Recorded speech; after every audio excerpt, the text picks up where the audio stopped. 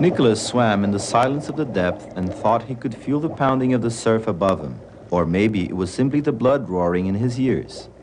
As he slowly stroked with his fins and pushed his way through the shoals of brilliantly hued fish, his thoughts drifted back to the events of the night before. He had arrived at the Sea Bandits Inn early, and there had been no one there except for one old man. The old man had been very drunk and leaning on the bar. Nicholas could see that he was continuously muttering to himself, occasionally shaken by hiccups which seemed to tear him apart.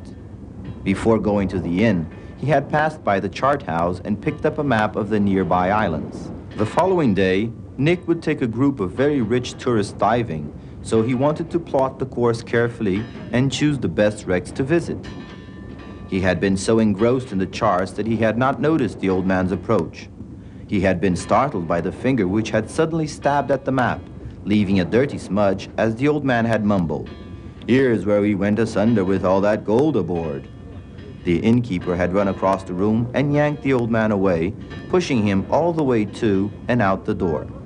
Then the innkeeper had returned to Nick's table and apologized for old Ian's behavior. He told Nick that Ian was always prattling on about that shipwreck and disturbing his customers.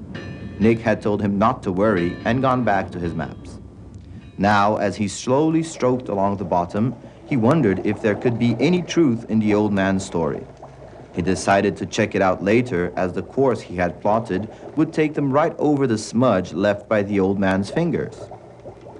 This could be his lucky break. If he found anything, he might never again have to be anybody's guide. Refreshed by his decision, he turned and stroked for the surface. The first thing he felt was the sudden jolt and pull on his leg. The pain washed over him. He had been so engrossed in his thoughts that he had failed to see the 15-foot shark which had come towards him from behind the reef, and now it was too late.